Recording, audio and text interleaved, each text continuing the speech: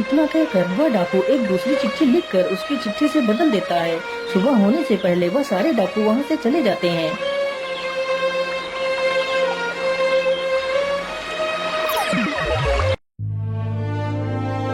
अच्छा माता जी, अब तो सुबह हो गई है, अब मैं चलता हूँ। यहाँ पर आश्रय देने के लिए आपका बहुत बहुत धन्यवाद। इतना कहकर सूरज वहाँ से निकल पड़ता है। सूरज कुछ ही देर में राजमहल में पहुँच जाता है और चिट्ठी महारानी को दे देता है। महारानी तुरंत ही उस चिट्ठी को पढ़ती है। यह लड़का बहुत ही ईमानदार और नेक दिल है। ये हमारी राजकुमारी के लायक है, इसलिए मैं चाहता हूँ हमारी राजकुमारी का विवाह इसी के साथ हो। इसलिए तुम हमारी पुत्री का विवाह इसी के साथ कर दो। यह विवाह मेरे वापस आने से पहले हो जाना चाहिए। आखिर महाराज ऐसे कैसे किसी के साथ हमारी राजकुमारी का विवाह कर सकते हैं? लेकिन इस चिट्ठी पर तो महाराज की मोहर भी लगी है। इसका मतलब यह युवक सत्य कह रहा है।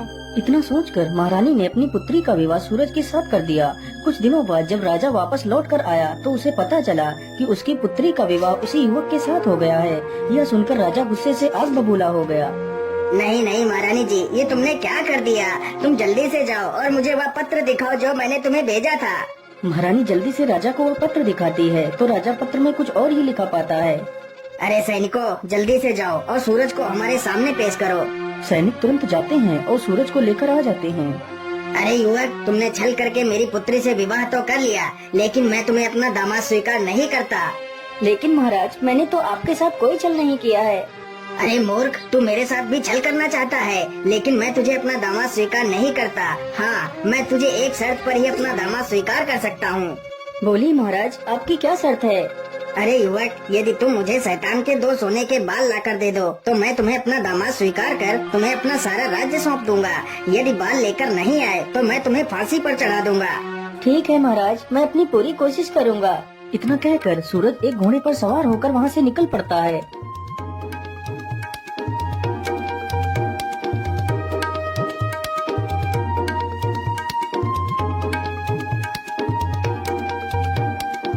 वह चलते चलते एक दूसरे राज्य में पहुंचता है तो उसे वहीं पर रात हो जाती है।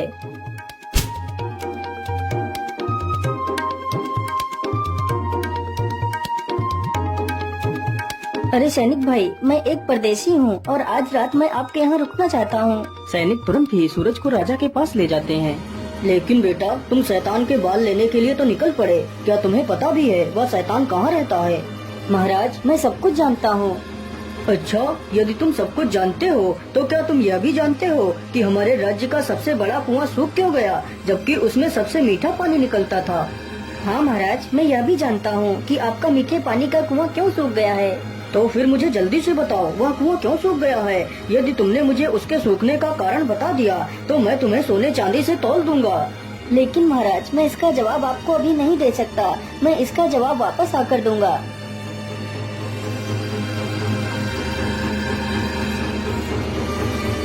अगली सुबह सूरज वहाँ से आगे के लिए निकल पड़ता है।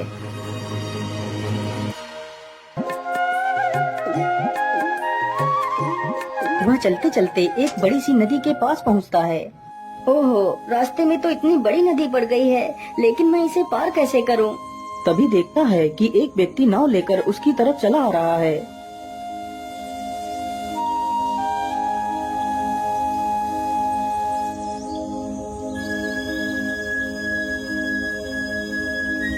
अरे भाई, कृपा कर आप मुझे नदी के उस पार छोड़ दीजिए।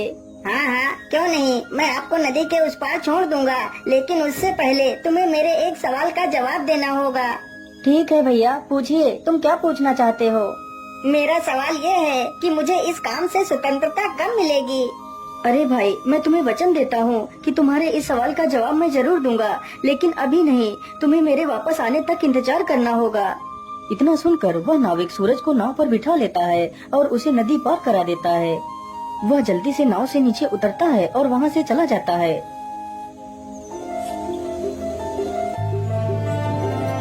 सूरज चलते चलते एक गुफा के पास पहुँचता है। मुझे लगता है यह वही गुफा है जिसमें वह राक्षस रहता है। चलो इसके अंदर चलता हूँ। इतना कहकर वह गुफा के अंदर घुस जाता है।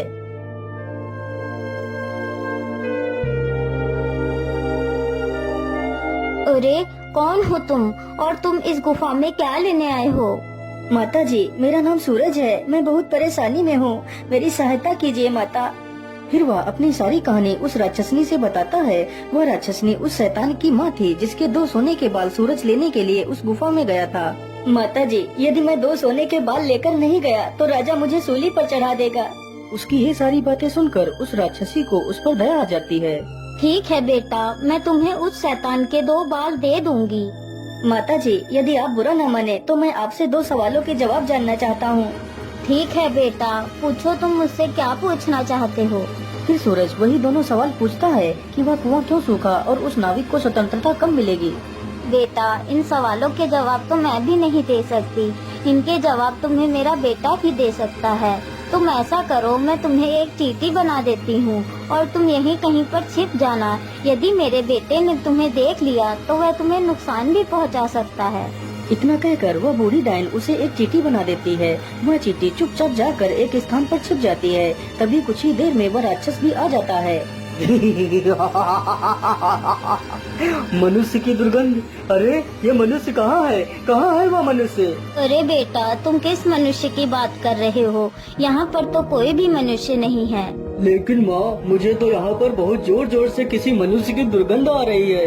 अरे बेटा, यहाँ पर कोई भी नहीं है, तुम मेरा विश्वास क्यों नहीं कर रहे हो? अच्छा ठीक है माँ, मैं आज बहुत थक गया हूँ, अब तो मैं सोने के लिए जा रहा हूँ। हाँ हाँ बेटा, थक तो आज मैं भी बहुत गई हूँ, चलो मैं भी थोड़ा सा सो लेती। इतना कहकर दोनों आराम करने लगते हैं। कुछ ही देर में राक्षस गहरी नींद में सो जाता है।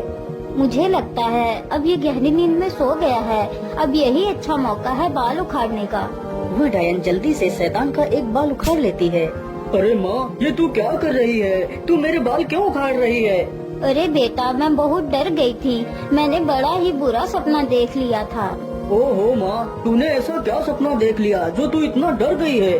मैंने देखा कि उम्बल राज्य का एक कुआं जिसमें कुछ साल पहले बहुत मीठा पानी निकलता था, अब वही कुआं पूरी तरह से सूख गया है। आखिर ऐसा कैसे हो सकता है?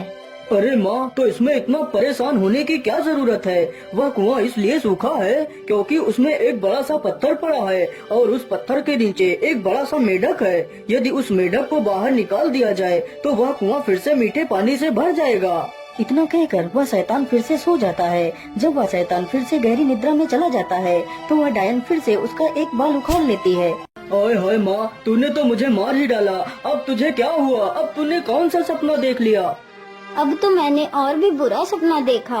मैंने देखा कि झुंझुन नदी पर जो नाविक नाव चलाता है वह मुझसे पूछ रहा है कि मुझे मेरे इस कार्य से कब आजादी मिलेगी।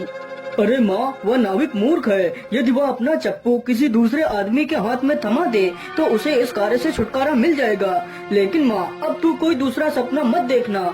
इतना कहकर वह राक्षस फिर से सो जाता है। फिर वह डायन सूरज को वापस इंसान बना देती है। बेटा, ये लो वो सोने के बाल और तुम जल्दी से यहाँ से भाग जाओ। सूरज डायन का धन्यवाद करता है और वहाँ से चला जाता है। फिर वह उसी नाविक के पास पहुँचता है तो नाविक उसे नदी पार करा देता है। मेरे भाई, जिस दिन कोई व्यक्ति तुम्हारे इस चप्पू को खुद अपने हाथों में ले लेगा उसी दिन तुम इस कार्य से स्वतंत्र हो जाओगे। इतना कहकर सूरज अपने घोड़े पर बैठता है और वहाँ से निकल पड़ता है। सूरज चलते चलते कुछ ही देर में अंबल राज्य में पहुँच जाता है जहाँ उसे अपने दूसरे सवाल का जवाब देना था। महाराज, आपका कुआं फिर से मीठे पानी से भर सकता है। तो फिर जल्दी बताओ युवक, हम अपने कुएं को कैसे ठीक कर सकते हैं?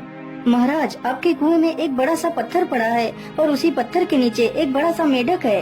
यदि उस मेढक को बाहर निकाल दिया जाए तो कुएं में पानी फिर से भर सकता है। राजा ने ऐसा ही किया, उसने उस बड़े मेढक को उस कुएं से बाहर निकलवा दिया। वाह सूरज वाह, तुम तो बहुत बुद्धिमान हो। मैं तुमसे बहुत प्रसन्न हुआ। आज यह कुआं फिर से मीठे पानी से भर गया, इसलिए मैं तुम्हें 1 कुंटल सोना इनाम में देता हूँ। फिर वह उस सोने को अपने घोड़े पर लादता है और राजमहल की तरफ निकल पड़ता है। वह जल्दी ही राजमहल पहुँच जाता है।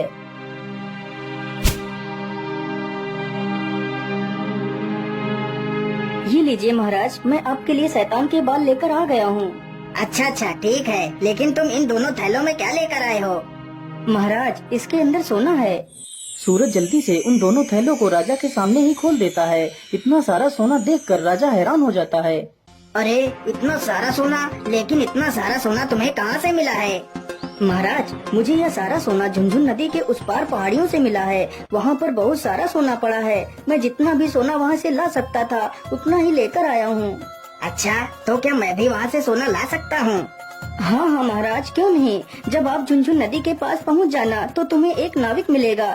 तुम उस नाविक का चप्पू खुद लेकर नाव चलाना और नदी के उस पार निकल जाना, तभी वह सोना तुम्हें दिखाई देगा। यदि तुमने नाव स्वयं नहीं चलाई तो वह सोना तुम्हें कभी नहीं मिलेगा। इतना सुनते ही राजा के मन में लालच आ जाता है और वह तुरंत ही झुनझुन नदी पर पहुँच जाता है।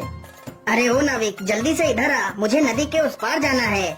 इतना सुनते ही नाविक जल्दी से नाव को नदी के किनारे पर लाता है। राजा तुरंत ही उसका चप्पू खुद उठाकर नाव चलाने लगता है। तभी वह नाविक उस नाव पर से गायब हो जाता है और राजा उसी नाव का नाविक बनकर रह जाता है। उधर सूरज ही उस राज्य का राजा बन जाता है। अरे हरिया भाई, अपना बेटा मिल गया। हमारे राज्य का राजा 14 वर्ष का लड़का बना है और उसका विवाह राजकुमारी से हुआ है। इसका मतलब वही तुम्हारा पुत्र है। इतना सुनते ही हरिया और उसकी पत्नी राजमहल पहुंच जाते हैं और अपनी सारी कहानी सूरज से बता देते हैं। हाँ हाँ सूरज बेटा, यही तुम्हारे असली माता पिता हैं। तू मुझे नदी में एक लकड़ी के संदूक में मिला था। इतना सुनकर सूरज अपने माता पिता को अपने गले से लगा लेता है और उस राज्य में ही राज करने लगता है।